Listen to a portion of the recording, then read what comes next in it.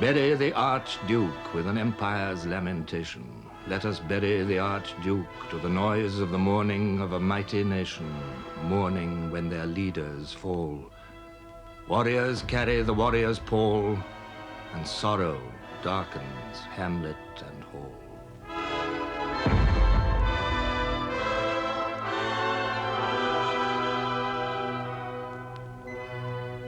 The assassin's work was done.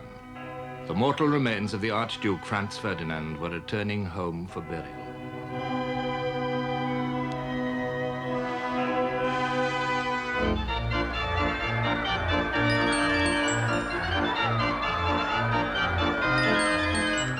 A world on holiday took only passing note of another Habsburg tragedy. In that brilliant summer of 1914, it was, for most men, only passing notice. An Englishman living in Capri glanced casually at an Italian newspaper. There in the stop press news was a telegram that the Archduke Franz Ferdinand had been shot as he visited a town called Sarajevo, of which neither of us had ever heard. After lunch, we consulted the Times Atlas and found that Sarajevo was the capital of Bosnia, which seemed almost equally remote and insignificant.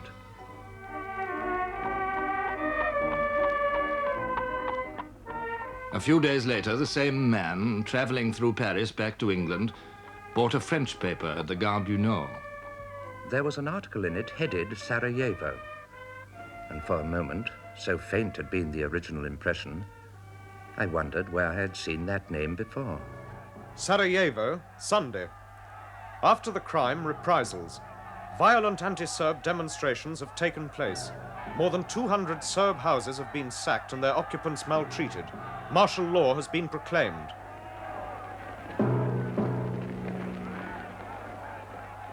Even in the countries most affected, Austria-Hungary and neighboring Serbia, it would require a little time to understand what Sarajevo might come to mean. In Austria, as the Archduke's body was brought back to Vienna, opinion against Serbia steadily hardened. The German ambassador reported to the Kaiser. Count Berchtold, the Austro-Hungarian foreign minister, told me today that everything pointed to the fact that the threads of the conspiracy to which the Archduke fell a sacrifice ran together at Belgrade. I frequently hear expressed in Vienna, even among serious people, the wish that at last a final and fundamental reckoning should be had with the Serbs. The Kaiser noted in the margin of his copy of the report, "Now or never." 4 days later, July the 6th, he sent a message to the Austrian Emperor.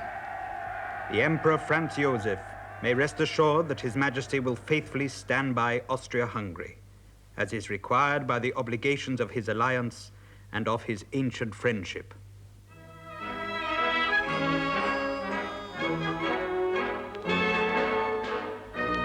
And with that, on that same day, the Kaiser set off in the imperial yacht for a summer cruise in Scandinavian waters.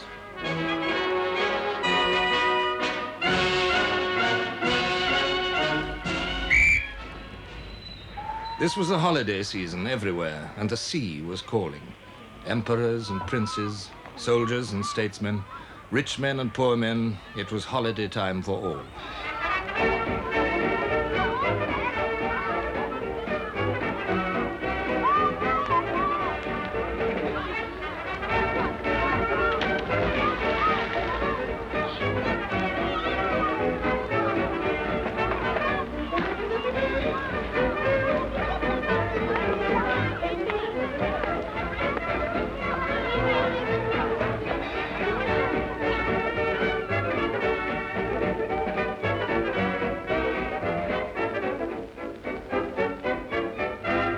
But while they relaxed with summer pastimes, the logic of power was moving towards terrible conclusions. The German ambassador was conveying to Berlin a message from the Austrian emperor and his foreign minister. Count Berchtold requested me to express to His Majesty their most sincere gratitude for the position which he has assumed, so clearly in accord with the compact of alliance and the dictates of friendship. The compact of alliance and the dictates of friendship. These were the fatal words. These were the concepts which would bring Europe's long holiday of peace to a sudden end. Under the innocent laughter, beneath the internal tensions, behind the diplomatic courtesies, a network of compacts and alliances linked the powers together in misfortune. In the center of it all was the triple alliance of Germany, Austria-Hungary, and Italy. By a secret treaty in 1879, Austria and Germany had been allied against Russia. Impressed by Germany's growing strength and overcoming her distrust of Austria, Italy joined the compact in 1882. So the center of Europe, with two young nations and one ambitious old one, became a fortress, waiting for the day to make a sortie. The implications did not go unnoticed on either side of the fortress. The Russian Empire was more than a power. It was the focus of an idea. Slovaks and Slovenes under Austrian rule, Czechs and Serbs, all looked towards Russia as the protector of Slavs everywhere. And Russia, conscious of the menace of the Central Powers, had found an ally. In 1891, the apparently impossible happened. The Imperial Russian government, the very symbol of tyranny, signed an agreement with the Third Republic of France. So the Triple Alliance was now faced with a dual alliance, and the dual alliance was linked to the Balkans, an unsettled area which could at any moment burst into flame. None of these arrangements brought security. On the contrary, tension and anxiety grew. Both groups looked for new friends, the Central Powers towards Turkey and her empire stretching down to the Persian Gulf. France, building her own empire, looked uneasily across the Channel at the heart of an empire in being. Slowly and unwillingly, British policy bowed to the pressure of events. As the Imperial German Navy, based on its North Sea harbors, grew year by year, Britain's sense of safety diminished. Lord Haldane, an admirer of much in Germany, summed the feeling up. We who live on islands and are dependent for our food and our raw materials on our being able to protect their transport could not permit that protection to be threatened by the creation of naval forces intended to make it precarious.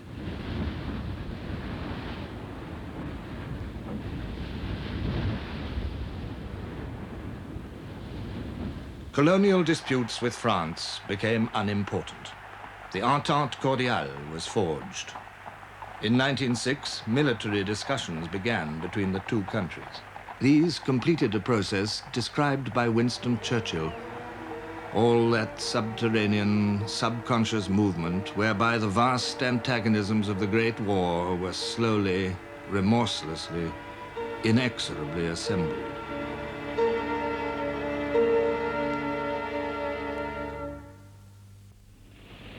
Behind the summer pleasure, as an American writer says, the nations of Europe were like a file of marching prisoners chained together by their ankles, prisoners of national pride and shackled together by treaty obligations.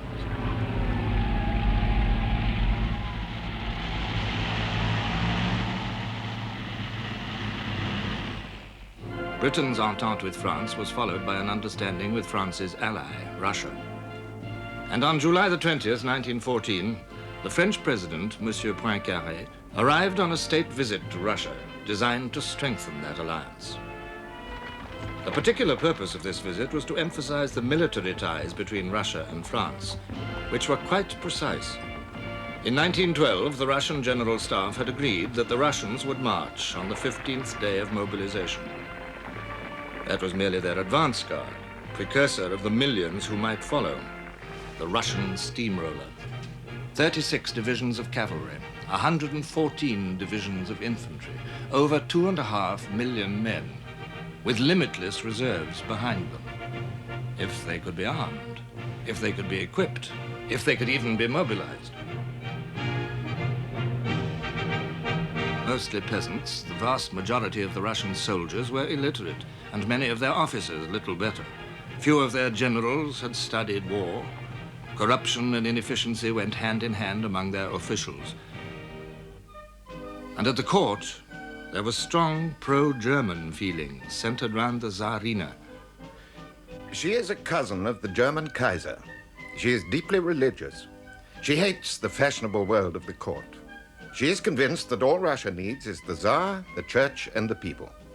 Be an autocrat, Nicky, she would say to her husband. The Tsar himself, the little father, is devoted to his wife and children. He is industrious, conscientious, generous, even-tempered, fatalistic, utterly without a will of his own or any understanding of the realities of international affairs. Yet the French visit served its purpose, reassuring both powers. The moment of Poincaré's departure from Russia was being closely watched. By a careful delay of 2 hours, the Austrians made sure that the French party would be at sea before the news broke of Austria's ultimatum to Serbia. 25 days had passed since the Archduke was murdered. 9 days since work had begun on this document. It was diligently composed, without compromise, without loopholes, an ultimatum with a purpose, the final and fundamental reckoning with the Serbs. It was delivered at 6 o'clock in the evening of July the 23rd. The Austro-Hungarian government expects the reply of the Royal Serbian government at the latest within 48 hours. The Austrian ultimatum twitched the chain which bound the nations together. The inevitable reactions followed immediately. The Serbian regent, Alexander, sent a telegram to the Tsar the next day. At this critical moment, I echo the feelings of the Serbian people in praying your majesty to be pleased to interest yourself in the fate of the Kingdom of Serbia. And so the fuse was lit. The Kaiser was still yachting in Norway. I telegraphed repeatedly to the Chancellor and the Foreign Office that I considered it advisable to return home, but was asked each time not to interrupt my journey. When, however, I learned from the Norwegian newspapers, not from Berlin, of the Austrian ultimatum to Serbia, I started upon my return journey without further ado. The 48 hours of the ultimatum trickled away.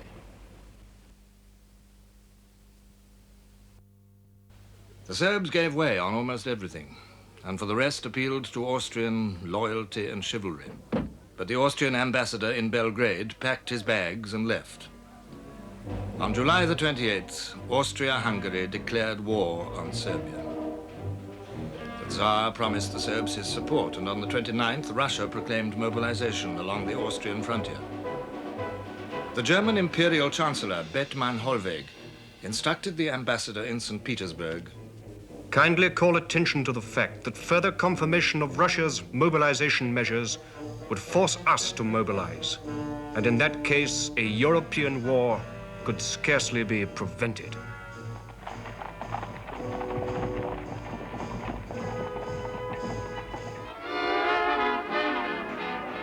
While the people of Europe amused themselves, the unseen flame ran swiftly along the fuse.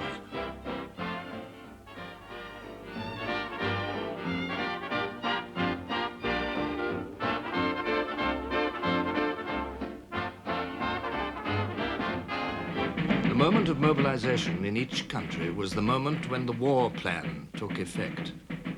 Nowhere was this clearer than in Germany, for Germany had become the prisoner of her plan. The Schlieffen Plan had existed since 1905. General Field Marshal Count Alfred von Schlieffen, Chief of Staff for 18 years, had devoted his mind to one problem: the danger to Germany created by the Franco-Russian agreement. War on 2 fronts, east and west. He assumed that the Russian giant would move slowly. The French might move fast. His answer to the problem was simple: smash the French before the Russians entered the field. So one army, only 250,000 men, would join the Austrians to contain the Russian threat. 7 armies, over 1.5 million men, would fall on France. By sheer weight and speed, they would beat her to her knees in 40 days and then turn eastward. The difficulty was how to get at France. A strong line of well-planned fortresses lay along the frontier. Von Schlieffen's answer was couched in the grand manner. He would outflank the French. He would march through Belgium, trample on neutrality. Not only that, he would send the bulk of his army through Belgium. A mere handful would face the French along the frontier, and all the rest, over 1 million men, would go for a vast encirclement of the French army. Through Brussels, southwestwards across the Seine, round Paris itself, then eastward towards Germany again to attack the French forces from behind. Now von Schlieffen was dead, but the whole vast apparatus of his plan was poised to move.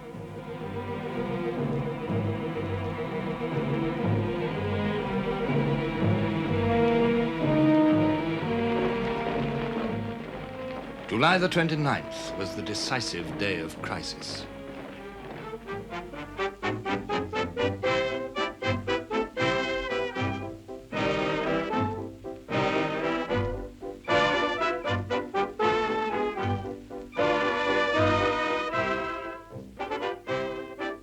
Many things now became apparent. The meaning of mobilization, the powerlessness of individuals, the significance of Belgium. This, above all, was a question for Britain, bound by treaty to uphold Belgian neutrality. But Britain had another preoccupation, Ireland. Irishmen were drilling, waiting, importing arms.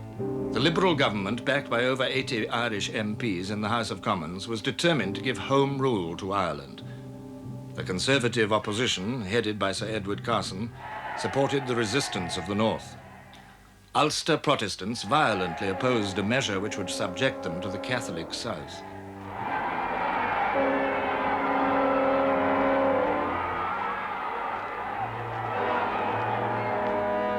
In March, the possibility of having to use troops to coerce Ulster split the army, like the nation, down the middle. Civil war seemed imminent. The crisis continued into July. The disagreements turned principally upon the boundaries of Fermanagh and Tyrone, upon the disposition of these clusters of humble parishes, turned at that moment the political future of Britain. On July the 24th, the cabinet was still toiling around the muddy byways of Fermanagh and Tyrone. But, says Churchill, an all-sufficient shock was at hand. The discussion had reached its inconclusive end when the quiet, grave tones of Sir Edward Grey's voice were heard reading a document which had just been brought to him from the Foreign Office.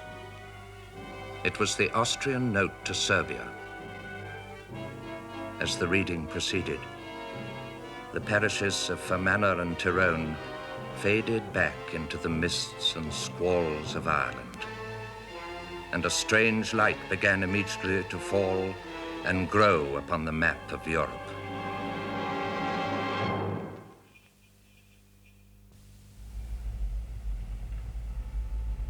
By the fatal 29th of July, even the man in the street had wind of what was brewing. On that day, the British Foreign Secretary, Sir Edward Grey, interviewed the German ambassador in London. I said the situation was very grave. While it was restricted to the issues at present actually involved, we had no thought of interfering in it. But if Germany became involved in it, and then France, I did not wish him to be misled by the friendly tone of our conversation into thinking that we should stand aside. The question of British action was becoming acute. Germany entertained a healthy respect for British power.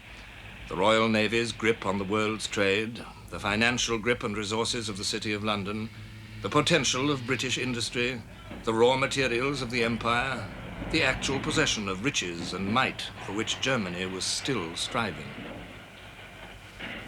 On July the 29th, Beckmann Hollweg told the British ambassador in Berlin, The Imperial government is ready to give every assurance to the British government, provided that Great Britain remained neutral, that Germany aims at no territorial acquisitions at the expense of metropolitan France. As regards Belgium, I can state that provided that Belgium does not take sides against Germany, her integrity will be respected at the end of the war. For those who cared to read, the writing was on the wall. It was noted in the Foreign Office that Germany practically admits the intention to violate Belgian neutrality. Foresight and happy chance now came together. That month, at Spithead, on July the 18th, the British fleet had assembled for a royal review. The Royal Navy was the mistress of the seas. 232 vessels assembled at Spithead, 40 miles of warships, 59 battleships, 55 cruisers, 78 destroyers, 70,000 men. It was an impressive display, and the world was suitably impressed.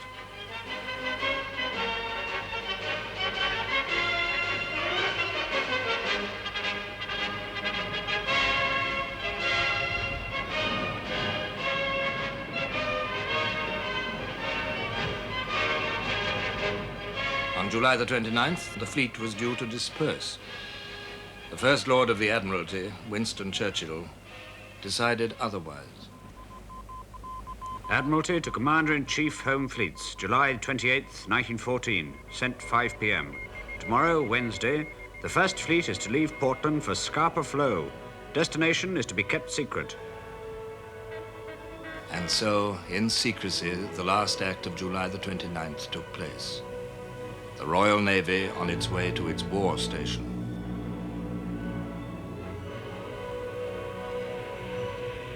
We may now picture this great fleet, scores of gigantic castles of steel wending their way across the misty, shining sea, like giants bowed in anxious thought.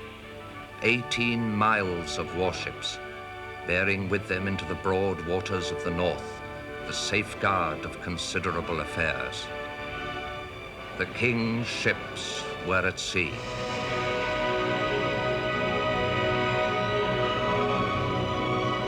With the fleet at Scapa Flow, the British government could breathe more easily.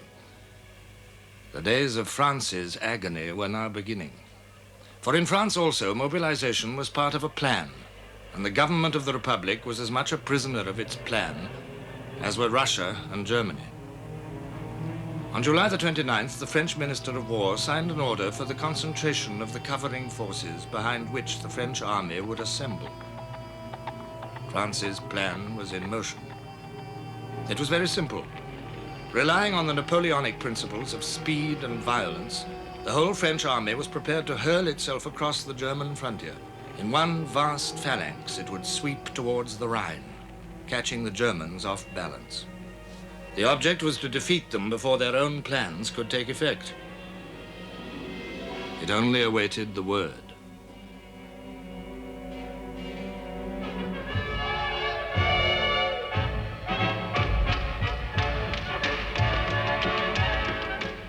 The last hours of July were running out, and Europe's last entertainments with them.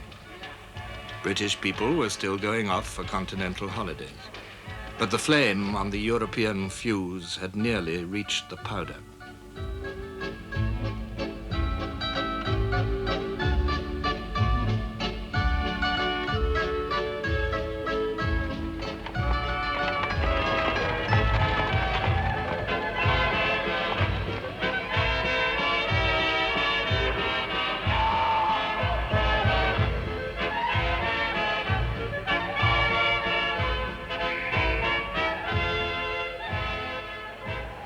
On July the 31st, Sir Edward Grey sent identical telegrams to Paris and Berlin.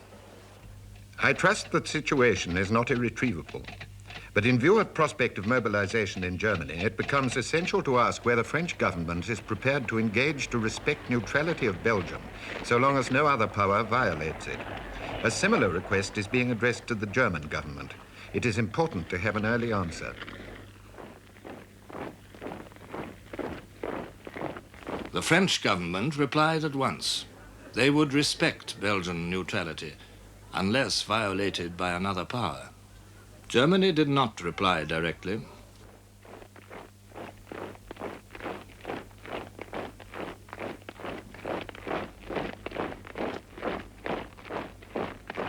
Her mood that day was difficult to analyze.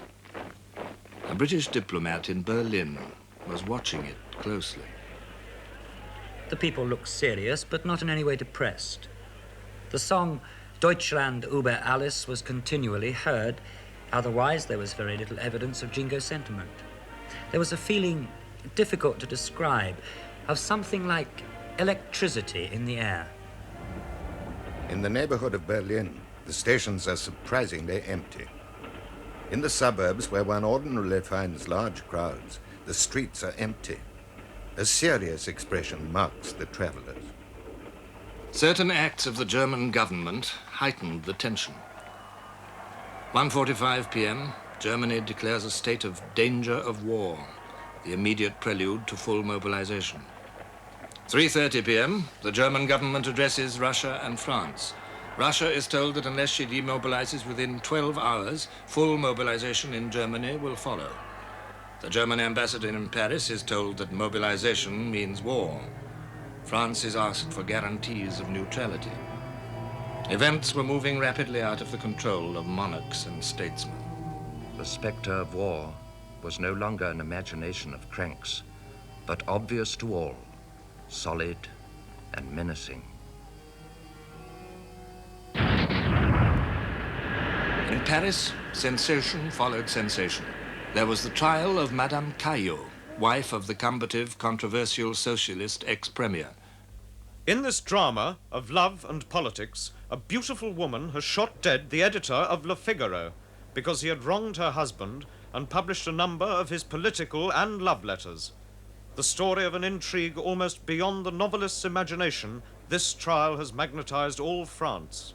But on July the 28th, astoundingly, she was acquitted of murder. Riots broke out in the streets. Then Jean Jaurès, the socialist leader, was assassinated, and cavalry on their way to war stations were detained in Paris for fear of revolution. Thousands gathered outside the banks. The Bank of France announced that it would pay out no more than 50 gold francs a fortnight to each depositor. In Germany, there was a panic run on gold. All through July, the stock exchanges quivered.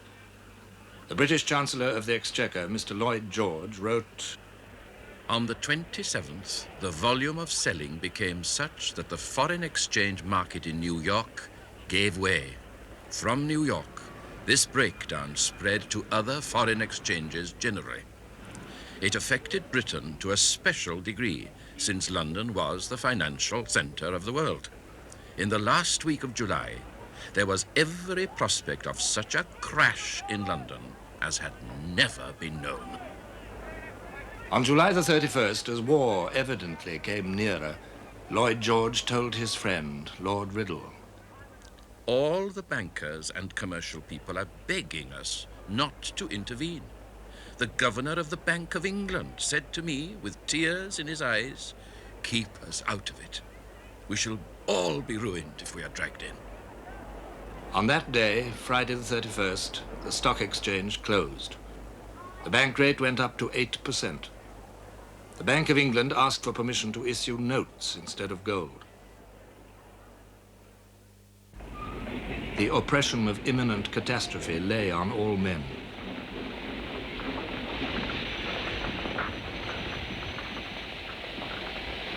During the days that followed, it was as if all the fears and agonies of France were poured into one man, Paul Cambon, the French ambassador in London. On August the 1st, Germany declared war on Russia.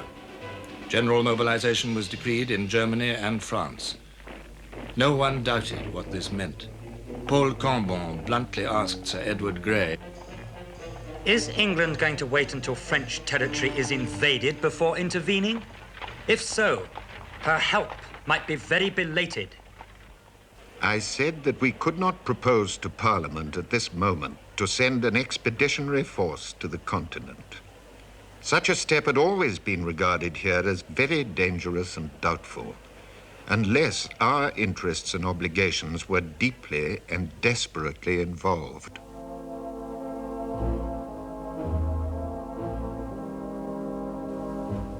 In Berlin, the Kaiser had persuaded himself that Britain would remain neutral, and therefore that France would not fight.